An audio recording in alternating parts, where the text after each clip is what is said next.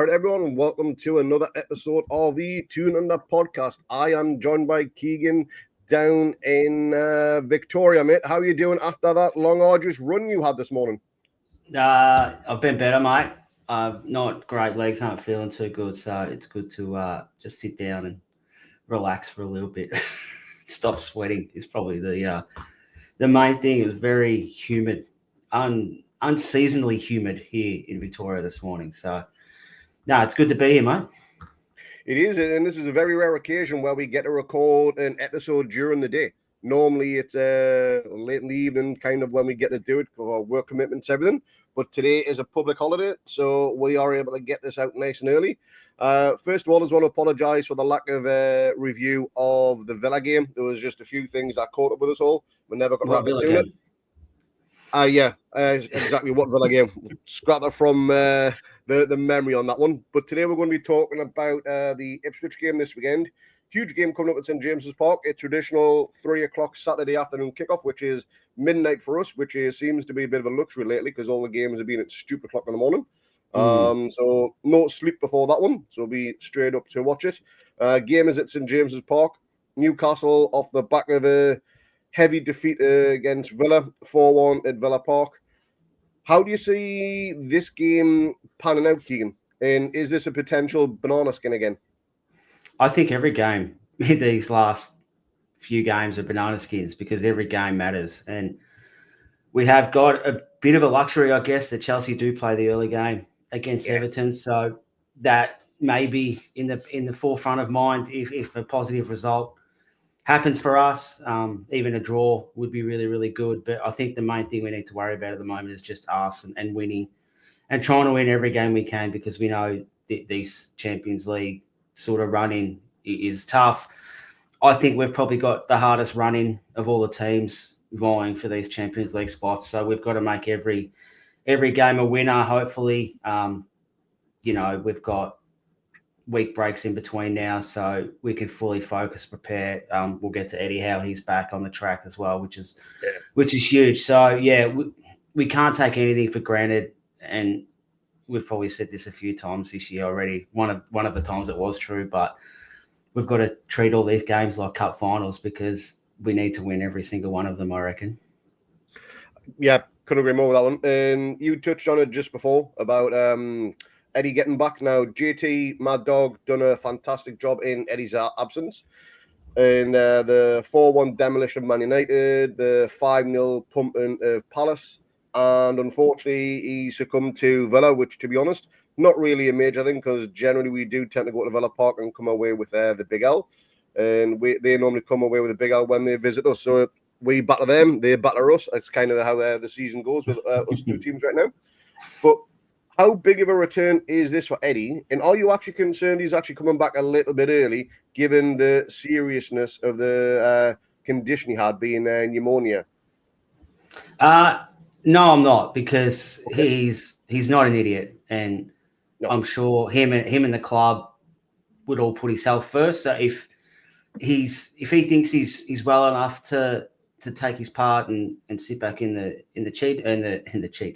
seat again, then he's right to go. And I think the knock-on effect of that is huge. Like, it's bad enough when you lose an assistant coach and you kind of try and rejig things, but when you lose a head coach, like JT steps up and then sort of Graham Jones steps up and everyone kind of steps up. But it does mean that you got to prioritise things because not everything can be done the way it's normally get done because you're a body down. So having Eddie back and having everyone kind of go back to the roles they've been performing for the season, I think is going to be huge. And it's come at the right time. Not that there's a wrong time or a right time, especially when you're in hospital with pneumonia. But I think just having him back and having everyone else kind of go back to what they were doing and back to the stability, what the club's been, is probably going to be the most important thing.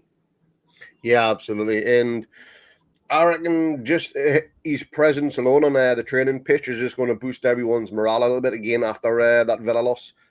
He's obviously a well-liked and well-respected individual in and around the training ground. All the players love him. All the staff love him. We as fans love him, obviously. And, just seeing him back there in the dugout is going to be absolutely superb. And no doubt he'll get a rapturous round of applause when he steps out on that turf against Ipswich on the sideline next to Mad Dog himself. Getting on to the squad, last week, I think it was in the pre-match presser for the Villa game, Mad Dog mentioned that Botman could be making an early return. Now, at this stage of the season, would you even risk Botman? Or would you just think, you know what, we'll maybe give you the odd cameo with 5, maybe 10 minutes to go at the end of the game, but you will not be risked, so you are in peak physical condition for the start of next season? Yeah, I don't think next season comes into it. I think everything is on this season, and I just don't think he plays because he doesn't need to. Like Dan Burn and Fabian Schär have formed a very good partnership. Yeah. There's no point disrupting that so Sven Botman can play. Like his conditioning is going to be nowhere where it needs to be to probably play 90 minutes, and it's probably nowhere like where it needs to be to play any meaningful minutes, really. It's more of a break glass in case of emergency. If, we might be holding a slender lead at the end of a game, we can bring him on for some more defensive reinforcements, potentially play 5 at the back and things like that. But in terms of starting, no, nowhere near it, and doesn't need to be. It's just good to have him there if needed for any type of emergency and things like that. We know that we've got a very, very good defender who can play, and hopefully he can get through, the next few games if he is available this weekend. But more so get his legs under him and, like you said, really get himself in peak condition come sort of for this pre-season coming up. And it'll be interesting to see what happens at the start of next season. Yeah, absolutely. It's going to be interesting because from what all the chatter is on social media, that we are looking for another centre-back. And I think that's only right, given the age of Burn and Shaw. They're not getting any younger. And I think both have got another year extension at the club as well. So finding a new permanent centre-back partner for Botman will be key. But that's a podcast for another day on that one. Now, the other big question is Anthony Gordon. How does he get back into this squad? And do you think Eddie may think, you know what, let's throw him in on that right-hand side, give Murphy a bit of a break, because he looked totally jaded against Villa. He looked just totally gassed. He looked knackered. Give Murphy a break and give Gordon a shot on that side. Is that something you could see happening, or do you reckon he'll just go with the same 11 again? No, same 11 again. The same ones that got us to where we are now, pretty much. Like, unfortunately for Anthony, then he's got himself in this position. He's got no one to blame for himself for where he is. So, too bad. He plays when someone else puts in a stinker or puts in a series of stinkers or gets injured. That's the only way I see him starting at the moment, because both our wingers at the moment are playing well. They're contributing to goals and assists and things like that. There's no reason to drop them. And if you're a coach or a manager or anything like that, I think the one thing you've got to have, especially at this stage of the season, is selection integrity. And you can't just, in my opinion, you can't just drop someone because you think someone's better if that person's playing well. And because you don't just sort of disrupt him and piss him off, you piss other people off as well, like other teammates and things like that, because they see, hang on a sec, well, if I'm playing well, I should be rewarded for it, and I shouldn't have to lose my spot in the side because of someone else who's not playing well. And let's be honest, he hasn't set the world on fire since when he's made his substitute appearances. No. Since he's come back from England and or the injury and the suspension and stuff like that. Like and even if you want to sort of extrapolate it over the course of the season, he's nowhere near the player he was last year either. And don't get me wrong, he was great last year and arguably our player of the season. If not, he was the player of the season. And I know it's hard to back that up, and I think that the England stuff in the off season probably didn't help him. The lack of preseason, that whole thing. Whereas the season before, he really had the bit between the teeth to get fit and everything like that. And I just think there's a few things that have gone against him for one reason or another. It is what it is. But yeah, he's got some work to do to get his place your starting spot back in the side this year. He really does. And he's got 5 games left to do it. No doubt he will have his part and say in the remaining of those 5 games, and hopefully he can come on and be an impactful sub.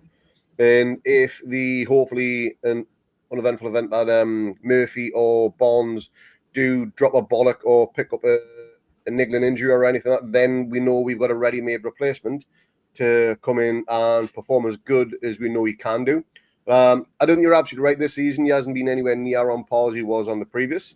In the England stuff and also the transfer rumours surrounding Liverpool and everything before the start of the season when we had to meet PSR, that sort of stuff probably played heavily on his mind. And it's a little bit of time to get up and running. And then he goes and does that idiot thing against Brighton, cost me his place in the squad. He then picked up an injury on international duty. But hopefully all those bad things are behind him. And if we do see him for a decent amount of time against Ipswich, he can put in a blazing performance and help pick up 3 points, because I do think if we get anything other than a win here, so if we draw or on the unthinkable we lose, then I do think that could very well be top 5 over, depending on how other results go against us this weekend. Now, there's already been 1 game this week played, and that was Man City versus Villa. City came out 2-1 winners on that one. Was that the ideal result for us? I think so, yeah, because when you look at the table, you're not so much worried about the teams that are in the 5. You're more worried about the teams that are out trying to get in. Now, Aston Villa is obviously one of them teams that are out trying to get in. So if Man City win, that's fine because they're already in the 5. They're not sort of the ones we're chasing here. We're trying to keep the Wolves out rather than knock the ones out that are in. So as far as I'm concerned, the more points that Chelsea and Villa drop, because they're the 2 that are sort of outside looking in and want to get in, it's great for us. And I think we've spoke about it, that Chelsea game at home could be absolutely massive. And because if we can put some space between them with a win, that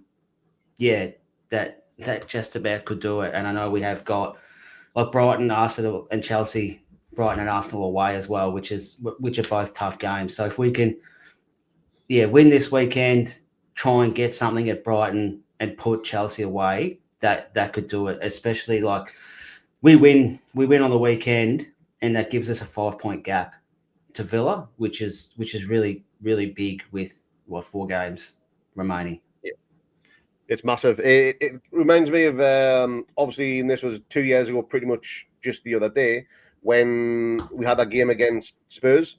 And it was crucial for the winner of that, who would then go on to probably qualify for the Champions League. We absolutely went out there and we pumped them 6-1. I watched the opening 21 minutes game just the other day. I couldn't believe that it. was a monumental game in terms of pressure and what was at stake. And I don't think this game against Ipswich is as big as that one, but definitely the game against Chelsea has that type of a significant feel to it. But getting on to where the opposition now, Ipswich, along with Southampton and I can't remember who the other team is now. Down at the bottom, Leicester. Yeah, that's all right. Sorry.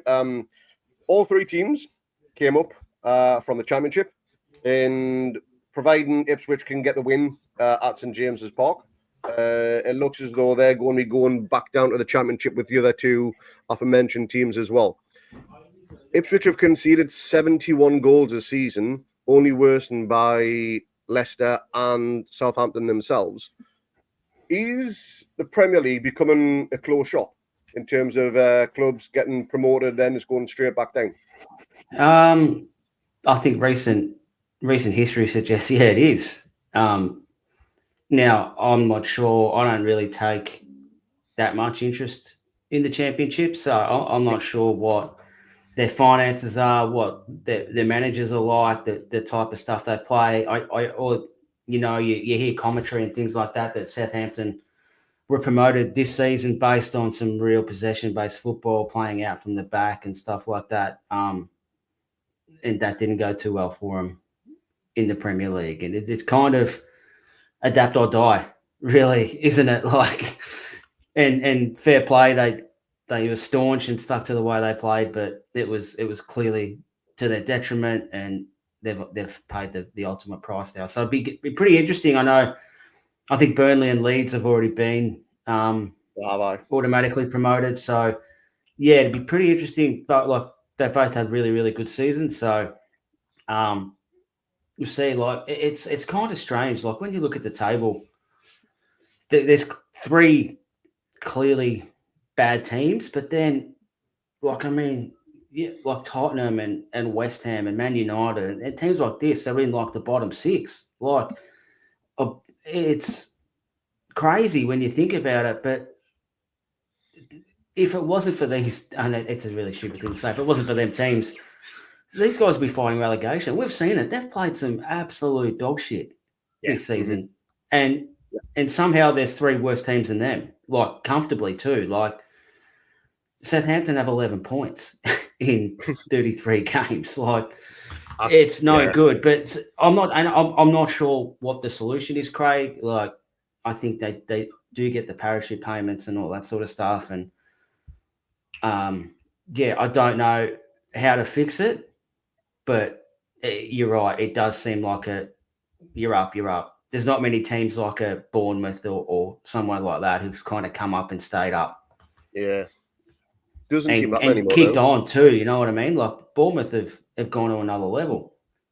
Same with Brentford as well. Absolutely same with Brentford. Yeah, sure. Even Brighton come up with us and they were a bit of a novelty, maybe, but now they're a bona fide Premier League club, top 10 club now. And you've only got to think it's detrimental to the league as well, because if you're coming up thinking, you know what, we're just going to go straight back down, what's the point in really giving it a full bona fide, let's throw cash at this team, try and solidify it, when teams have done that, they've thrown money at it, and it's only come back to haunt them big time. You've got to look at Leicester with their financial struggles. They're going to go back down, and they're going to be knocked by PSR from their time in the Championship. So they're going to be screwed. But Forest is probably the anomaly too, that they've come up and sort of thrown money at it, managed to stay up despite that points deduction, and have gone nuts this year and kicked on, and been really, really shrewd with the signings that they've made and things like that. And I think that's probably the key to it all. If you follow the Forest model, is you've got to be really savvy in the transfer market and things like that. And they've picked up some great players. I think they turned over a lot. They turned over a lot last year when they come into the league. I remember we spoke with Jamie Martin, who was our friend from Nottingham Forest, and he said a lot of their players were on loan from their Championship side, so they actually had to upgrade them and threw a lot of money at it. Obviously, they copped their whack for the whole Brennan Johnson transfer debacle and stuff like that. Yeah. But they managed to hold on last year and have just gone gangbusters this year. So it can be done. You've just got to be really, really clever with how you do it, and your scouting, recruiting department have got to be really, really good to find them diamonds like Nottingham Forest have, that they don't have to be superstars. They're just going to be good at what they do. And let's be honest, like Nottingham Forest are not a team of superstars. They've just got players who fit their role perfectly, and they all come together and have formed a really good team. Like, I know that a lot of fans have criticised, selling Chris Wood and Elliot Anderson at the time, but Chris Wood wasn't doing what he was doing with us, and he's found his place at Forest, which is fantastic for him. Elliot Anderson wouldn't be nowhere near getting the minutes he's getting at Forest if he was still with us too, but they've found a spot for him. They play to his strengths, and he's blossomed there as well, which is great to see, because I think all of us thought there was a player there, and it's like a bit of justification. Yeah, we knew he was good. We told you he was good, but the reality is we've probably got the best midfield in the Premier League, and he's not kicking any of them out to start anytime soon. So that's there. Forest is probably the model you want to go for if you want to try and stay up. Absolutely. Now, Ipswich, they're going to go down. I think it is just a matter of time, whether it be this weekend or next. It's just it's a matter of time on that one. One of their key players, and probably their star player, Liam Delap, he played 32 games out of the 33, so he's only just missed the one.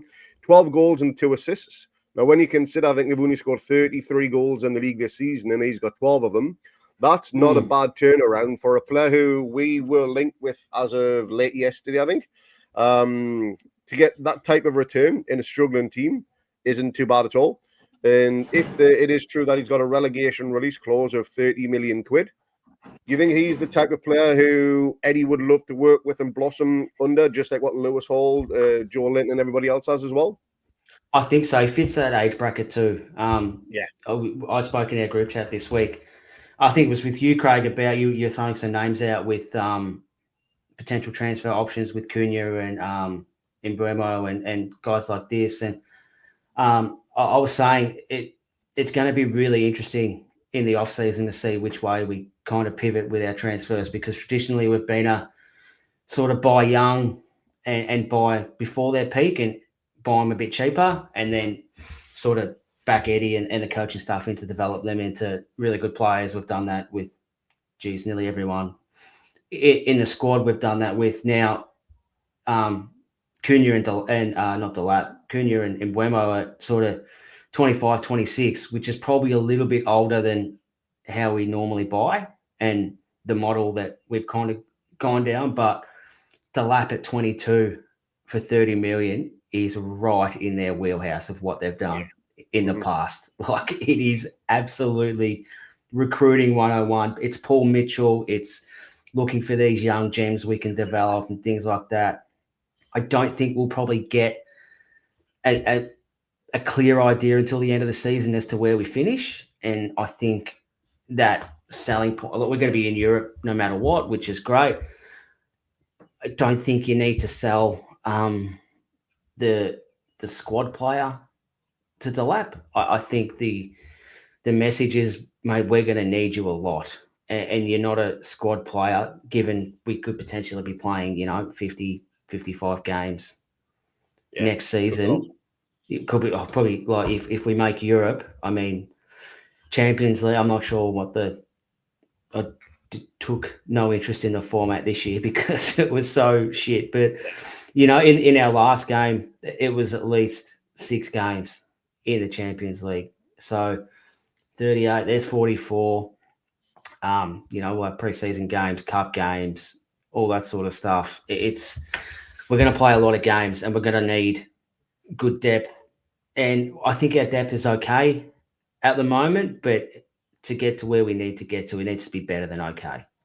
It needs to be really, really good. And we haven't got the luxury that all these other teams that we're challenging with have got in terms of finances. If you look at, City, Arsenal, Liverpool, Chelsea, their revenue streams are a lot bigger than ours. And then when you look at the other teams that we're competing with, like your Villa, Bournemouth, Brightons and things like that, they've all sold players for a lot of money, which has helped sort of facilitate their build, and they've been able to buy players, and that's how PSR works, unfortunately. And for us, we don't have them players to sell, or we do, but we don't want to sell them because we need to keep them to build and stuff like that. So if we can pick up players like Delap for 30 million, that's going to be huge for us. And I've got no doubt that the coaching that he'll get here is far superior to anything that he's got anywhere else. Oh, I completely agree with that. I reckon we've got arguably the best development manager in the UK, if not possibly Europe, in terms of bringing players on. And he'll flourish under Eddie. I mean, there's probably only 1 or 2 players that absolutely haven't. But apart from that, he could absolutely come in, set the world on fire, give Big Dog a rest when he needs to. And if he does get the call and say, yep, Newcastle are interested with you, you got to think we would be one of the top list of teams he'd consider. Apparently, he's got a big suitor of teams looking to go after him. Man United, Chelsea, us. Apparently, Brentford are maybe sniff around him because Vissa could be on his way out in the summer. Yeah. So why would you, devil's advocate here, Craig, why would you go to any of them clubs? You wouldn't. So, and this Man is not United just a black and white tinted glasses. No. Like, this is completely neutral. All right. Yeah. Man United are absolute shit. Yes. Yeah. Right? They are shit, and I'd be absolutely staggered if they played any sort of European football next year. I can't see them. They have to win the Europa League, and I don't think that's going to happen. No. Chelsea have got 100 players, and you're just another bare bum in the shower there. So, and we've seen that with what's his name, the bloke from Fulham, Tosin. I don't even know how to say his name. Tosin Byra, whatever it was. He's just a squad player there now. He probably would have been nearly a first choice centre back for us this season, and he's a squad player there. And they kind of chew him up and spit him out. And Brentford the same. Why would you go to Brentford? Like when you can play European football with us, you can play a big role in us being successful next year. Like it is just a no-brainer to go. If you look at the top clubs, I think we'd be the most appealing. I don't think Arsenal would be in for him, and if they were, Arsenal be ahead of us because they obviously need a striker. But Man City have Haaland, Forest have Wood, Chelsea, who knows? Villa have Watkins and potentially Rashford, depending how that plays out. Why would you go there? There's no real reason, as far as I can see, unless his mind is turned by a lot of cheddar cheese that they may be thrown his way, which the bigger clubs will do, which is inevitable. So Chelsea, Man United, unless Uncle Jim gets his say, and he's probably going to pay him a bag of Space Raiders and some Panda Pop. He's as tight as a duck's arse in a rainstorm, that fella. So I can't see him going to Man United. No, which is fine, because if that's the way he wants to be, then he's probably not for us anyway. We want players who want to come and develop and be the best players they can be. And if you're going to go to another club for money, then you're not for us anyway. Correct. Yes. Completely agree on that one. Yep. That's literally as black and white as it should be. We want players to play for the shirt, not the wage packet. Yeah. But and do you see Ipswich causing us any problems in this game? Because when we played them back at Portman Road early in the season, we were 1-0 up. I think it was like 90 seconds or something like that. And the game was already dead and buried. Big Dog got his first hat-trick for us. Jacob Murphy with a superb backheel assist to get it for Isak. Oh, I've seen bits and pieces of Ipswich. I've never seen a full 90 minutes. I've seen close to it. And at spells on the counter, they have pace, but without any real major threat apart from Delap, this is where they've obviously struggled to pick up points on them. If we can keep him quiet, then we should come from this game with a comfortable win, you think? Yeah, you'd think. But unfortunately, what we think and how we play aren't mutual. Like, they did get a good result against Chelsea a couple of weeks ago. Like, really they drew at Chelsea. So I'm just going through their results now. Even at the start of April, they beat Bournemouth at home, which something that we've struggled to do over the last few seasons as well. So they haven't, apart from this Arsenal game, their last game, which they did get a player sent off. It was 2-0 anyway, but it finished 4-0, but they did play with 10 men for over a half. But apart from that, Chelsea 2-2, Wolves beat them 2-1. They beat Bournemouth. Forest got them 4-2, but I think that was it was a league game. But they beat them. They drew 1-1, one on penalties in the FA Cup.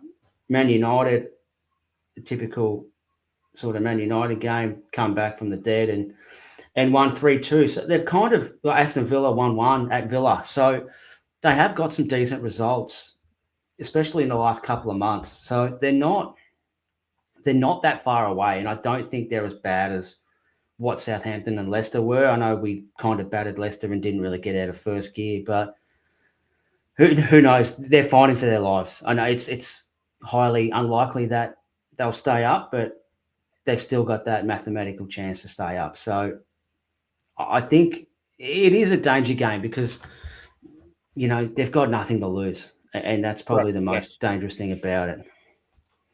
Well, I'm just looking at the form across the entire Premier League season now. So they played 33 games. They've actually won more games away from home. They've won 3 away from Portman Road and only won 1 at home. In goals as well, they've actually scored more and conceded less away from home than they have back at their place. So their away form is actually decent for a team down in that part of the table. So they may give us 1 or 2 scares of that one. But if we approach the game like we did for, say, the Palace game, because I was terrified the Palace game was going to be not just a banana skin, but an absolute minefield in terms of a disaster class from some performances that we pulled out this season, the likes of West Ham, Bournemouth, the second half against Forest, that sort of thing. And we went out there and we absolutely annihilated them, and the game was done before half-time. If we approach it with that type of mentality, then the midfield we've got, and you'll probably back me up on this, you've said it yourself, that we have the best midfield in the country.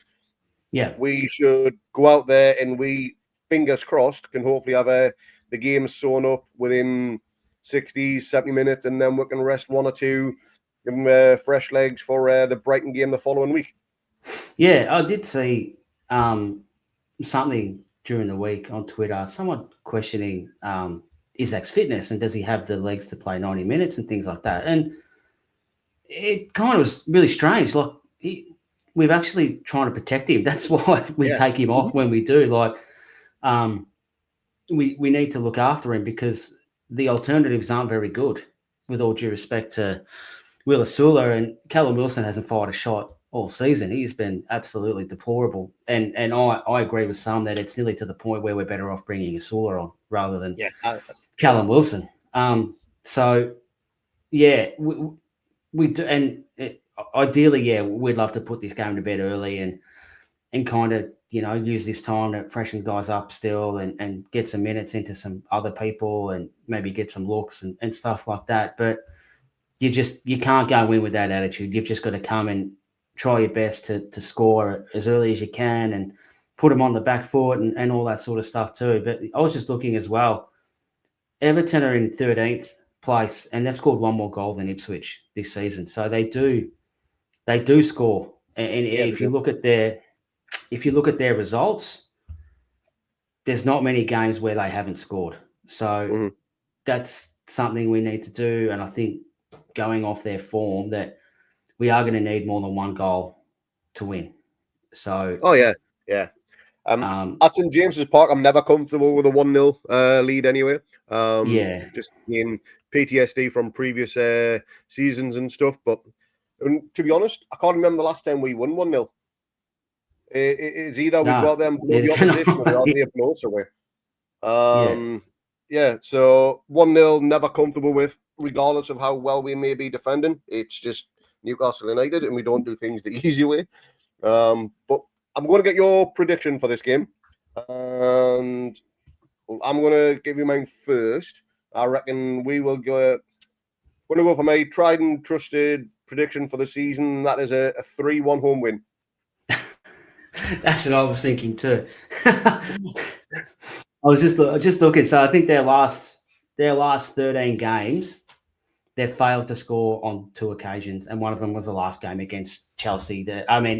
Against Arsenal, they had the man sent off in the 32nd minute. So that's probably a fair reason why they didn't score. But apart from that, the other time they haven't scored was against Crystal Palace. So even in that game, they've had like 15 shots.